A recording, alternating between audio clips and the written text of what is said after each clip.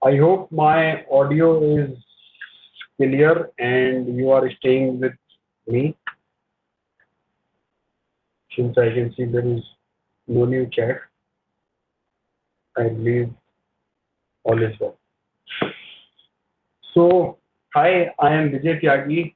I have done couple of certificates.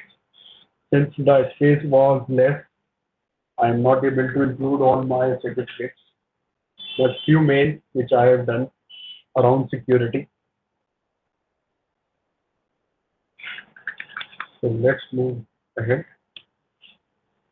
So in this online training or online enablement of security, we will cover a domain of CISSP, first domain, second, third. I have already mentioned about these domains. First domain is security and risk management.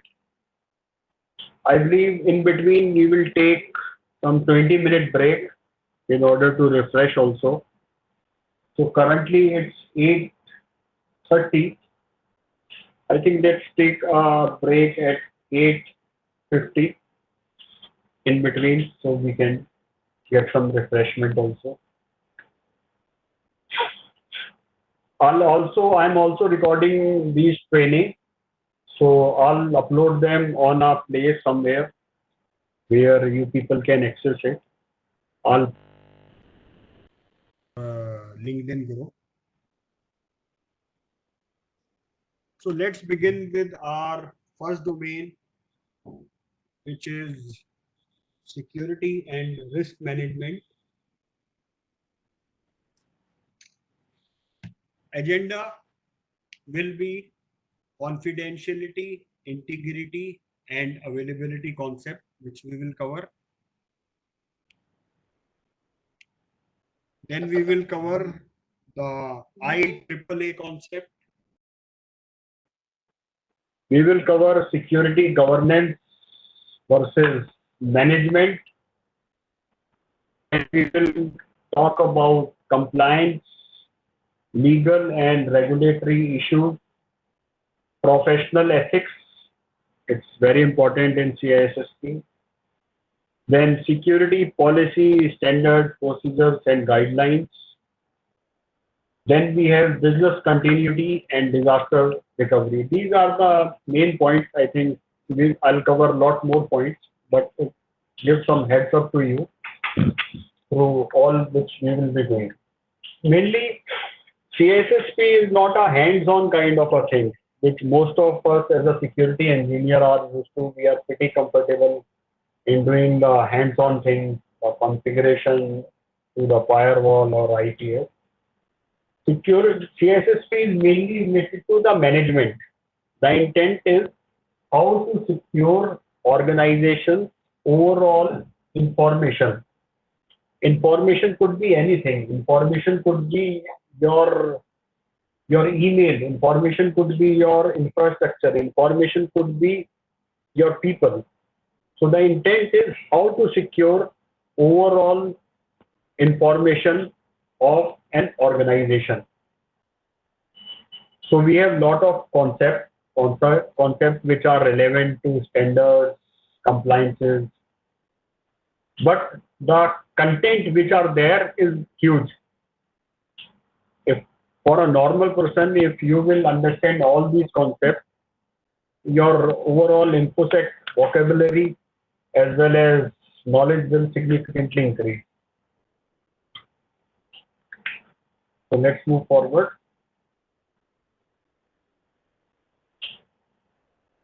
So we have this is the fundamental of security. Entire information security is dependent on which we call CIA triad. CIA is confidentiality, integrity, and availability. This is the corner concept of information security. Very important. Everything we are doing within the information security, we are doing for these three concepts. Either are providing confidentiality, we are providing integrity, or we are providing availability to our information resource. So some people change the order of CIA to AIC also.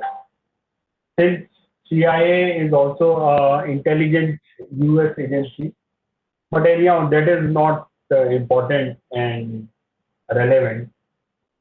But the important is to understand each concept, which is very critical. All these three pieces of CIA tried work together to provide assurance that data and system remain secure. It gives us an assurance that information which is there is secure. Let's not assume that one part of this triad is more important than another. It totally depends on the business in which the company is, what is the need of the company, what is their business model, and what is their priority. Hence, for some organization, confidentiality is very important. Let's, for example, take the example of KFC. For KFC, confidentiality is very important since they want to keep their recipe secret. If I talk about our organizations or our service provider, for them, availability is more important. They want their internet link fully up. Same is the case with our office or our home broadband also. We always want it to be stay up. So it will CIA will totally depend on the organization business and organization need. So we cannot say which one is more important.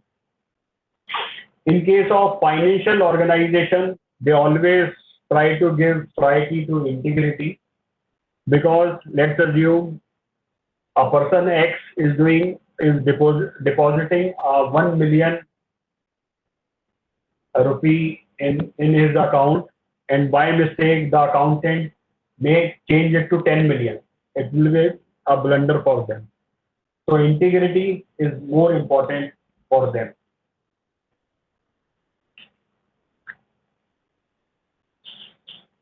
So this CIA triad came into existence around the mid of 1960.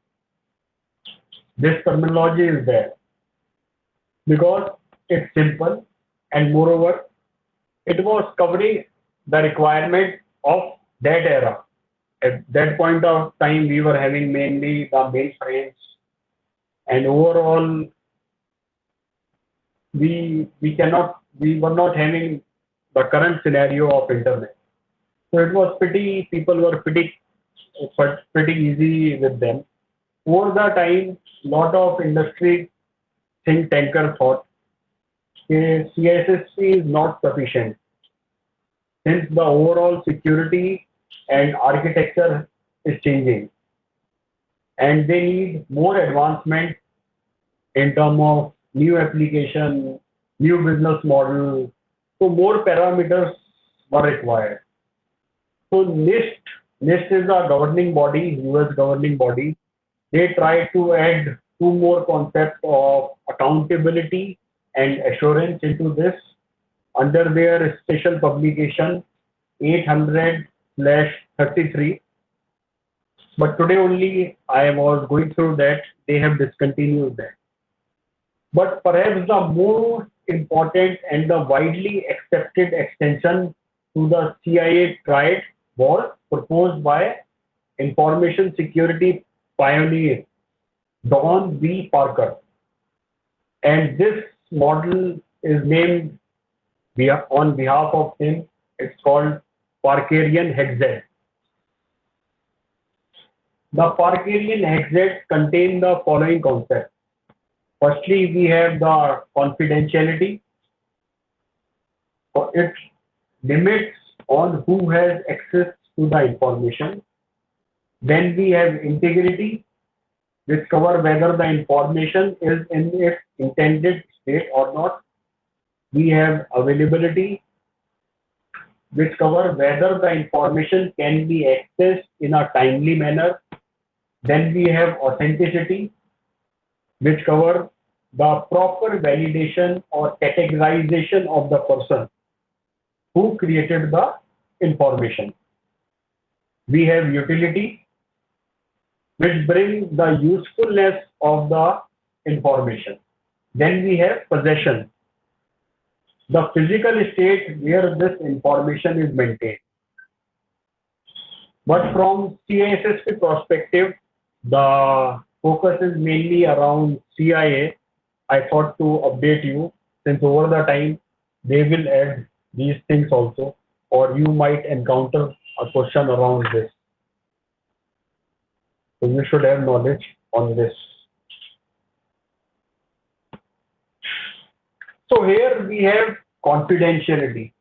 So I hope you all are aware. Confidentiality main purpose is to prevent the unauthorized disclosure of information. Its intent is to keep data secret. In other words, confidentiality seeks to prevent unauthorized read access to the data.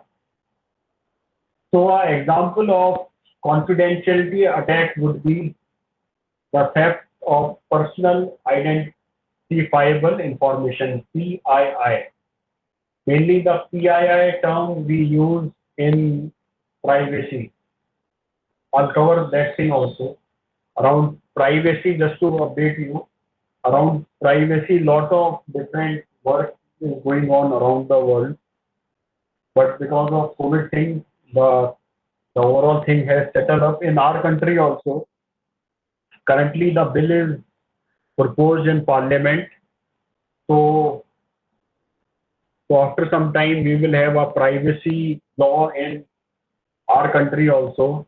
So like these, we got lot of calls from telephony companies, from loan people.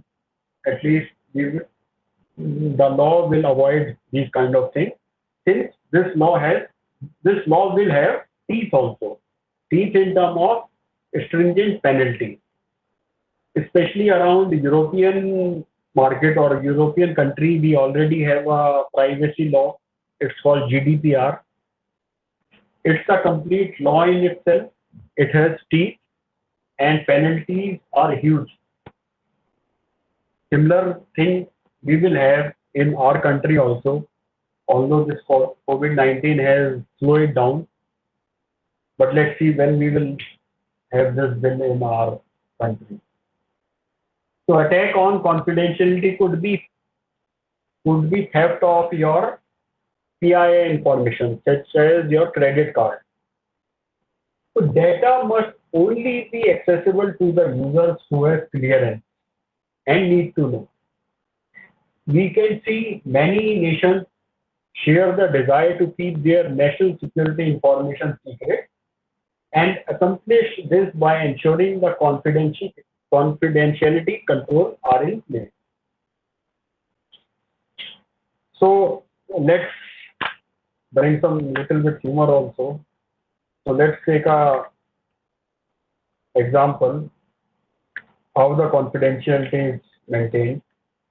So here we have two gentlemen. On the left hand side we have Superman. On the right hand side we have Chota Bheem. So both of these gentlemen are working in a company. Typically what we have seen in a company, people are hesitant to share their salary details.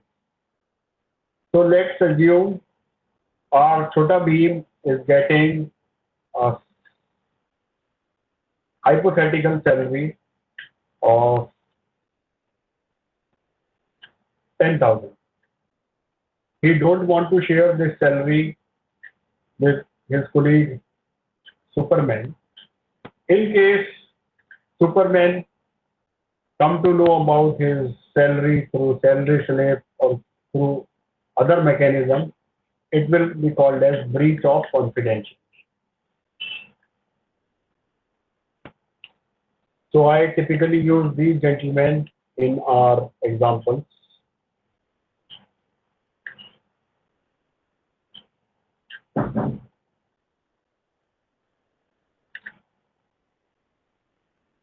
Wonderful. So let's move ahead. So that was the example of confidentiality. So here we can see some threats and their relevant control around confidentiality.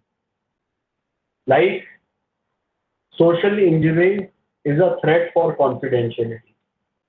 And what controls we have for this? We have relevant training, separation of duties, and enforced policies. Then we have media reuse. Sometime in organizations or at home, we want to reuse our media. It could be a pen drive. We ask from our colleague, boss, can you give me a pen drive? We will simply immediately delete or copy and cut and paste all the content in his laptop. He or she will give you a blank pen drive. But there are mechanisms you can retrieve the data from that pen drive. So as a control, we should have proper sanitization strategy. Especially in organization, whenever they dump their laptop, desktop, they properly sanitize it. They hire a third party who are specialized in sanitization of these devices. There are different methods to sanitize them. I think they will come up in the next coming up domains. Then eavesdropping is also a threat for confidentiality, and its control are encryption and keep sensitive information of the network. So like over here, we have separation of duties. Basically, what is separation of duties? Especially in case of bank, what we can see, what they do for any of the important tasks. If we have two people, they bifurcate that task between the two people. So there will be no dependency on a single person, and a single person cannot conduct a fraud. It's mainly happen in case of financial and BFSI segment.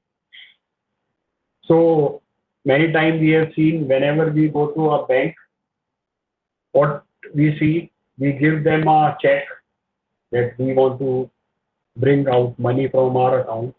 We give a check to the cashier. Cashier will make a kind of a ledger. He or she will go to the other person. Then when the other person signs, then only we get the money. So they are dividing an important task within two people in order to avoid the fraud. So over here we have a humorous cartoon, separation of duty. They were planning to deploy segregation or separation of duty software since they were not having the budget. So they get a recommendation, the boss, three of you together hold your hand and press the important key. At least somehow you will have separation of duty or segregation of duty. Similarly, I mentioned about eavesdropping. So this is the eavesdropping. On the left hand side, we have source and destination, two people communicating with each other. Typically on internet, we see people communicate without any encryption. Even today, also just to share the experience, today I was talking to a customer. Their remote users are accessing their corporate data without any VPN client. It's a huge risk. I was surprised. But anyhow, people are doing it. So here is the example around that. A user, let's assume a user sitting on left is accessing corporate data in their data center. Any attacker on the middle can sniff their packets. So it will be an example of eavesdropping.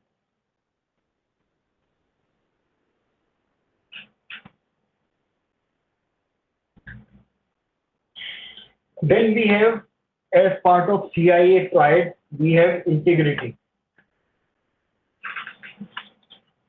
Oh, sorry. We have integrity. Basically, integrity prevents unauthorized modification of the information. In other words, integrity main purpose is to prevent unauthorized read access to the data. Basically, there are two types of integrity. We can say we have two types of integrity. One is data integrity and other is system integrity. So data integrity main function is to protect the information against unauthorized modification. I have some data, I am preventing from unauthorized modification. Then we have system integrity, which main function is to protect a system. For example, we have Windows 10 operating system. We are protecting it from unauthorized modification. So many times we download some software. At back end, it also installs some kind of a malware. So that will consider a system integrity, come under system integrity. Let's take an example. We have an unethical student who will try to get inside the, let's take an example from our gentleman. We have a professor. So let's assume on the left hand side, our Superman is a student and Chota Bheem is a professor. So Superman attempted an exam. Here we have computer of Mr. Bheem. This is the computer of Mr. Bheem. Superman attempted an exam. Mr. Bheem stored that file in his laptop. We have a file. So in case our Superman try to hack this file and change his marks in this file, it will be a violation of data integrity because he is changing the data. If in case he tries to install a backdrop entry into this laptop, it will be counted as system integrity. So these are two different things which we should consider, especially if you are planning to appear for exam. These kind of questions will definitely come.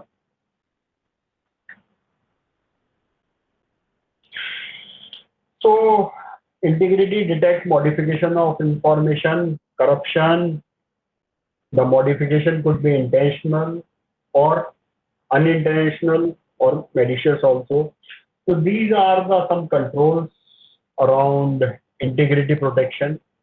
We have message digest, we create hash, we have MAC, and we have digital signatures also, especially for our email communication.